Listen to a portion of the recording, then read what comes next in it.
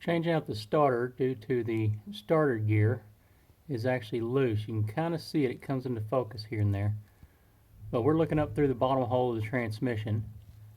And when we push on that, I'll see if I can get us a good camera angle.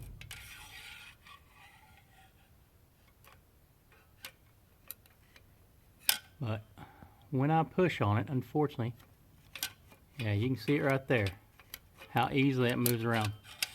That should not move around like that. That means the shaft is probably broke loose from the starter motor. So here's the starter out. As you can see, actual gear for hooking into the flywheel and turning the engine over completely come out. It just completely wore out and wallered out. Not sure what happened here, but something really bad.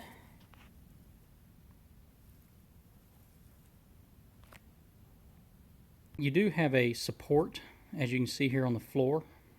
That support hooks underneath the car, and this is only on the convertibles.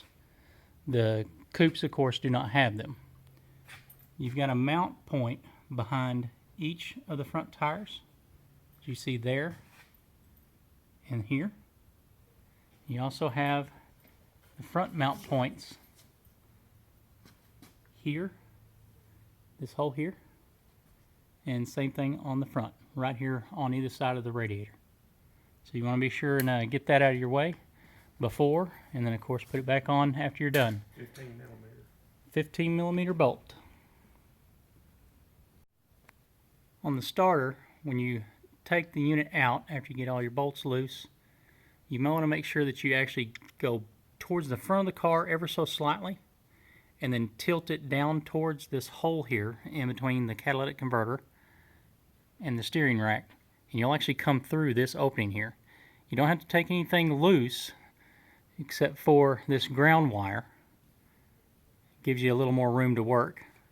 But of course, be sure and have your battery disconnected so that you don't accidentally short out your power wire here and arc on the engine or the engine mount. So a quick note we wanted to give you here on the old starter. You'll notice that it has some of the wiring from the starter solenoid to the actual starter motor. Runs kind of off to the side here, and there's a tang here holding it back out of the way. That's done that way so that you can put the socket back through there when it's on the car and actually get onto the bolt. Now the aftermarket one we got, which was a Duralast remanufactured starter, that one there actually had this stretching across here. So we had to bend it back and out of the way so we could actually get our bolt and a socket set up into it to bolt it back onto the car. Here's the new starter in place on the car. So of course we've got a bolt here, and there's one directly on top, as you can see on the old unit that we had out of the car. That one on top is a little bit of a bear to get to. You have to go in from the front, right here beside where the oil filter. You want to go ahead and take it off. But you do have to kind of go up through this side and up and over. Don't know if I can get the angle good enough, but you go up and over in between the actual starter solenoid and the starter motor. You will have to run a setup like we have over here. So we've got the short extension with a 13 millimeter socket, and then on a swivel so that you can get the angle to get down there where the oil filter is with your wrench. You have a component here that is in the way of removing and installing the starter. It's a little air duct that is meant to hang down below the car, as you see.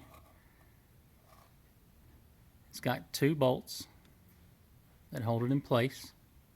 Right there, the two screw holes. But it acts as an air dam to catch air and push up onto the alternator to help keep the alternator nice and cool. So you want to make sure you remove that before you put the starter in or go to take the starter out, as well as put it back in after you're done with everything. Be sure and put this on, because you could inadvertently cause your alternator to have some problems if it's not getting plenty of air to help keep it cool.